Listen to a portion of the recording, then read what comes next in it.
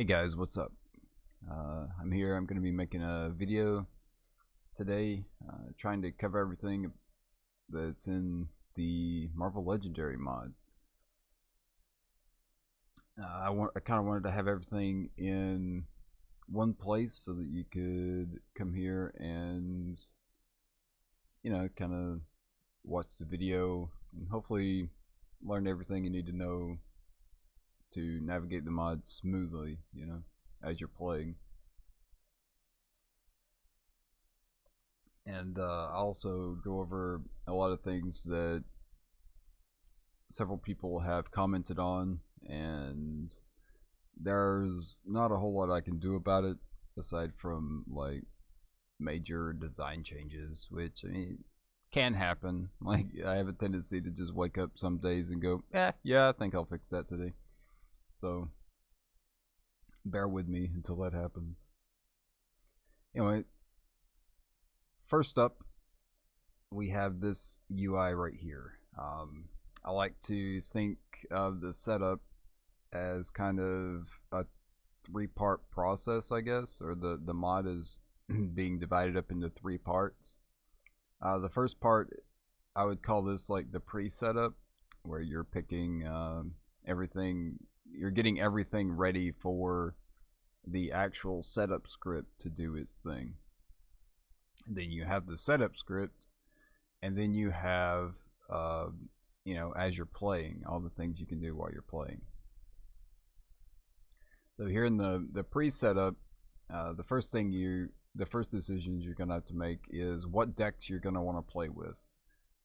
By default, it's set to how I always play or normally play. Sometimes I change it up every now and then to keep it fresh or whatever, but 9 times out of 10, this is how I play. But let's say you wanted to play only with the core set and you didn't want any of the extra stuff at all. You can actually do that fairly easily by clicking this toggle all button right here. So now you're playing with only the core bystanders, and if you hover over these, it'll also show you what expansions they're from if you're wanting to remove them by expansions. The special bystanders here, there's so many different ones that I couldn't really separate them out into this menu, right? You just have to kind of dig through their deck over here and remove the ones that you don't want. So if you want to get that specific with things, you would just come in here and search. Let's say you wanted to remove the Revelations bystanders. You could just come through here and be like, oh, that's Revelations, and that's Revelations, and they're out. I think there's like actually 2 per. So let's see. Nope, I was wrong. There's only 1. I thought there was multiples, but maybe not, or maybe I put them in wrong. I don't know. Anyway, that's how you would do that, and that's just kind of like a heads up. There are multiple different expansions in this group of bystanders. So I'm just going to toggle these all back on again. And these decks, so, oh yeah, sorry, I almost forgot to explain. The bystanders are 1 deck, right? And then these 3 are 3 separate decks. So like if you untick this, then this will get taken out and not put into this deck, etc., etc. And then these are all for this. So with this untick, this will be deleted, and all 3 of these will be combined.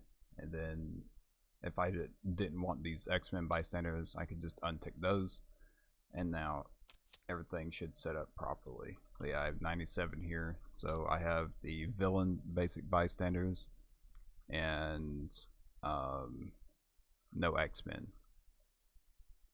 Cool.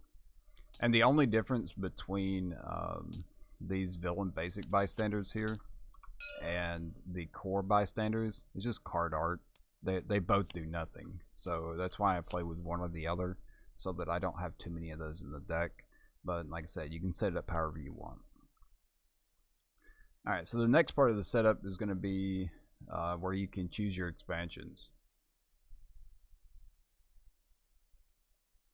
Now, in this menu, Sorry for the brief pauses every now and then, but that's just me getting a drink of water or something. But on this choose expansions screen here, this is interactive. Now that other menu, once you close it and these decks are combined, they do not come back. So be aware of that. And also, these menus are interactive between all players. So if you don't want people messing with stuff and you know what you want to be playing, you can set it up before the game starts. You can set up to this spot right here and then let everybody join, and then you can click the buttons for however many players you're playing or whatever.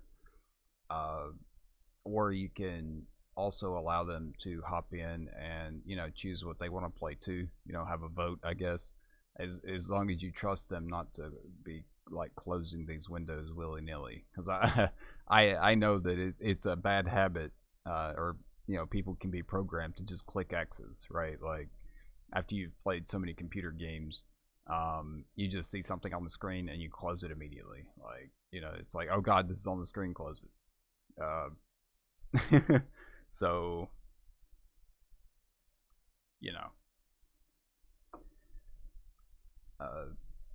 I'll have to set that up to your discretion. So the way this choose expansions works is you just untick the expansion that you don't want to play with. So let's say that we don't want to play with Secret Wars and Captain America. We just untick these three. We'll close this, and you can kind of see it do stuff, and it'll make a noise, and everything should be taken out. And you can check back here, and they're all in bags. This also allows you to, let's say you just wanted to remove everything but the heroes. So you could come in here and you could open this bag up and you could put these heroes back in this box if you want to. That's a lot of micromanaging, but you could do it. And then let's say you wanted them back in, like you accidentally unticked these, or you decided, well, we can play with Civil War or whatever. So it should have put Civil War back in. So yeah, cool. I want to put Civil War back in. Sweet. Also, a thing to kind of keep an eye out for is you want to like remove and add stuff. I haven't really tested doing things simultaneously. So let's say we have Fear itself right here, and it gets taken out, and then we want to like add Fear itself back but remove Guardians of the Galaxy. I have no idea if this will work or not. This could like totally break stuff. Okay, it works. I'm a genius sometimes. Anyway, so yeah, there you go. I actually had never thought about that possibility, but cool. It works. So as you can see, yep, we're good. Another thing to keep an eye out for is sometimes these schemes, when they get removed, they will yell stuff at you. I'll probably fix this in the future, but for now, just kind of ignore it, because some schemes are, they have special rules to them, like setting up for 2+ players only, or sometimes you can customize them by typing stuff in their description, and it'll allow you to edit how you play it, because the scheme itself has options. Anyway, so next up will be that should be everything for the pre-setup. So now we can move into actually setting up the game. And I think today we will do a multi-hand setup with 2 players. And that'll allow me to show off some stuff. So from here, you'll want to make sure everybody's seated. And then if you're playing multiplayer, you'll click the number of players that you're playing with. If you want to play with 5 players, then you'll click the 4-player button, and then you'll add the extra villain group to the board. So you'll have 4. So you'll take a villain group out of here and put it here. then you'll add 3 more bystanders, or 4 more bystanders, my bad. So there'll be like a stack of bystanders here. You'll just add 4 to it. And then you'll just take a hero out of here and put here, like so. And that's how you set it for 5 players if you're going to play 5 players. I don't have a button for it because people rarely play 5 players. And when you do, you rarely finish it. Like, I guess there could be some like extremists out there or something that play all the time together. Then they just sit down for a 5-player game and play. But in that case, those people will not mind doing this. So yeah, let's set up for multi-hand. So we take it up to 2 hands. This can be any number from 2 to 5, and it'll work. So we click this multi-hand button.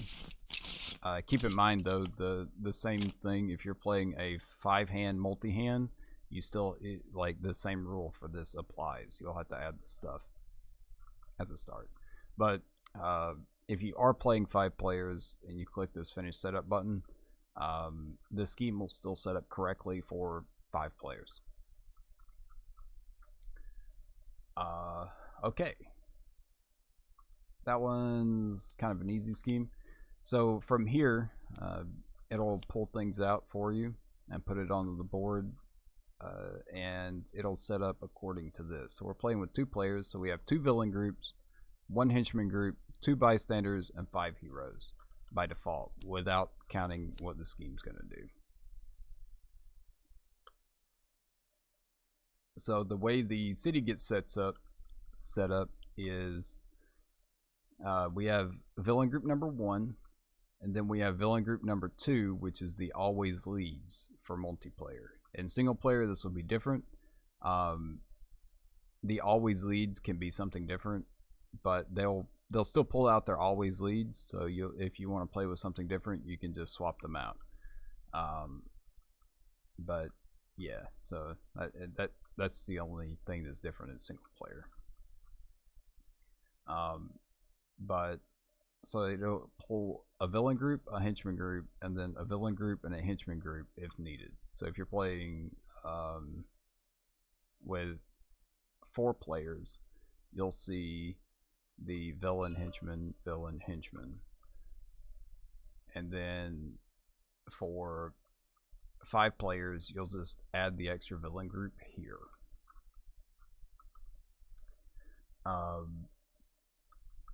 Or I mean, you can stack it on this.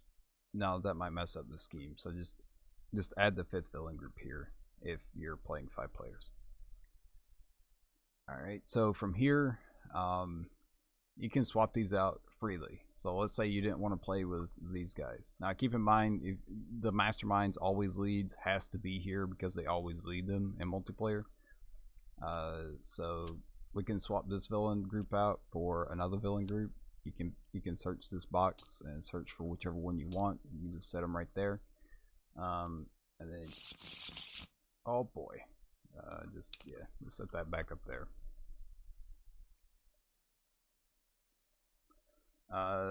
Now here's where it gets kind of tricky, right? So if you just swapping stuff out, that's easy, but sometimes you'll have very complicated schemes that do complicated stuff. Like, say, I think a pretty good one is House of M to show off. Now this will allow me to show off multiple different things. I think in one of my other videos I used this. This scheme actually transforms. That's not House of M. That's No More Mutants. But anyway, I'm also thinking of, that's Heroes. Well, I'm also thinking of, where's House of M?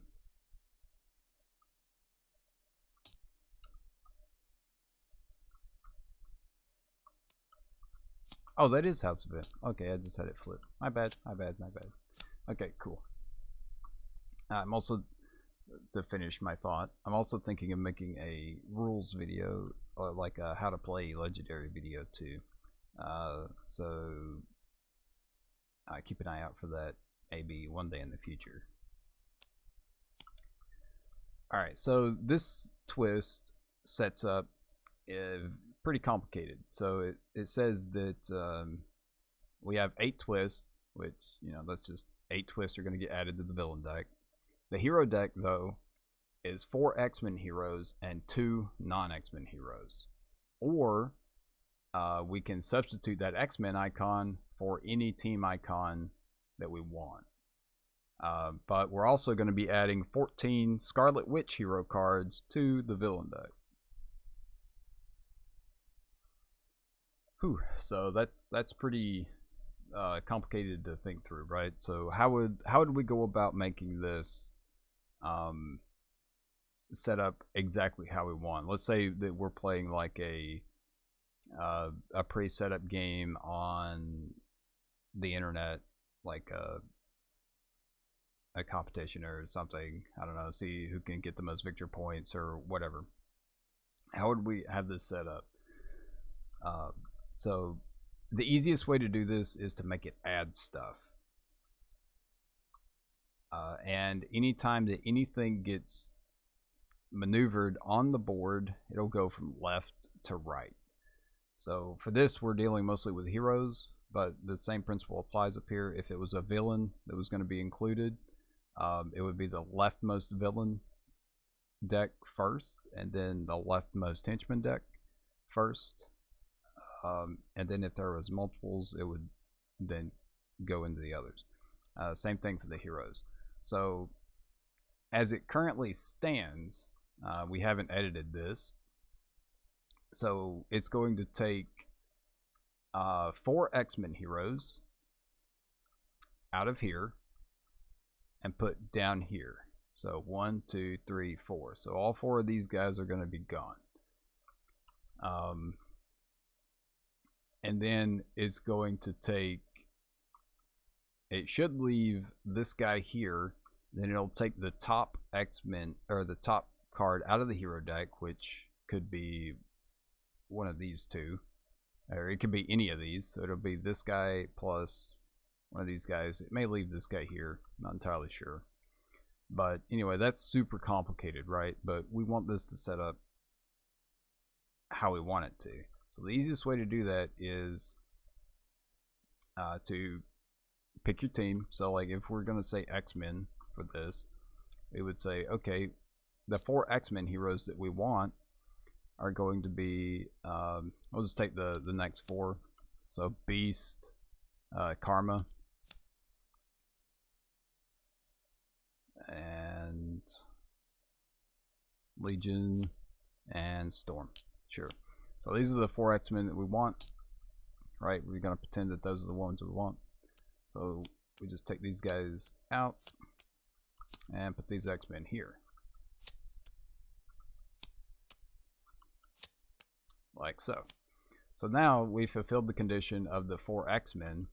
The next 2 heroes, we'll just say that we wanted to play with Jocasta and the Human Torch next. So we would just put them on the top of the hero deck, like so. So put Jocasta up here and Human Torch up here, and those are going to be our 2 non-X-Men heroes. Actually, we would take Iron Man Noir out.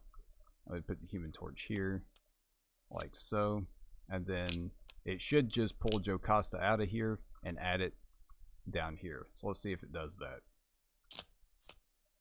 Yep, there's Jocasta. It put our Scarlet Witch up there, which is part of the scheme. And then it finished setting up. So that's the easiest way to do that. Now, with this scheme, you can also change the icon. So in order to do that, what you would do is you would read what this says. It says this scheme can be customized team or random. So if we weren't picking specific things, or even if we were picking specific things, we can come in here and we can tell it what team we want it to be. And the easiest way to figure out what team names to put in there is to pull these guys out. And this guy's an Avenger, so their teams will be in their descriptions down here. So he's Avengers, and you can see how to spell it and stuff. So let's reload real quick. And we'll get that set up again, and you can kind of see how quickly, like when you're not sitting down and explaining this step by step, how quickly you can actually achieve the results that you want once you kind of understand how things are flowing. So we want House of M. Cool. Alright, sweet. So let's say we wanted whatever this icon is. I have no idea what that is. So, okay, so that's actually the Warbound icon, right? Warbound. Next up, I got to make sure there's actually 4 Warbound heroes, which I'm pretty sure there are. So what I do is I come in here and search for Warbound. I guess it doesn't search descriptions. Okay, that's not cool. But I'm pretty sure there's 4 Warbound. We'll do something that we know there's 4 of, like Avengers. Can't use Scarlet Witch because she's going to be a villain, according to the scheme. So we'll do like the Avengers here. So we'll just take the first 4 Avengers that we see and use them. So we have one Avenger here, which is the Daredevil. We're just going to take these and throw them back in here. And let's see, Tigra,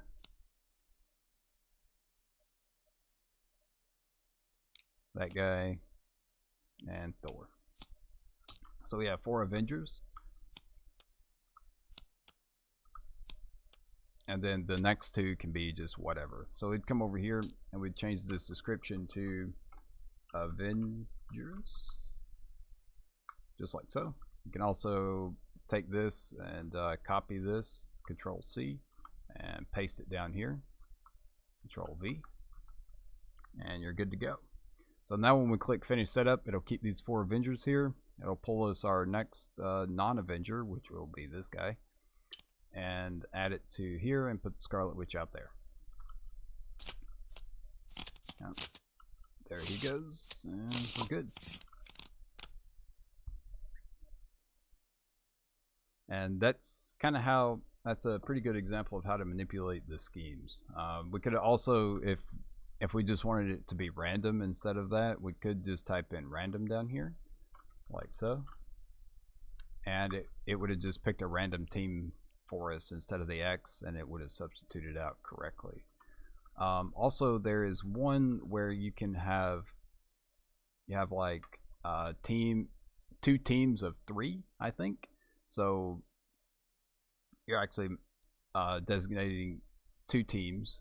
So for that, you can either make it random, a random 2 teams like this, or you could say Avengers, comma, no spaces, and then X-Men would be a good example. So you could do it like that, but it gives you an example kind of like this. It'll say like team, or random. It'll say like team, comma, team, or random. And that's how you set that up. Alright, sweet. So that should be everything on the setup. Now, into gameplay. Oh, one last thing for setup.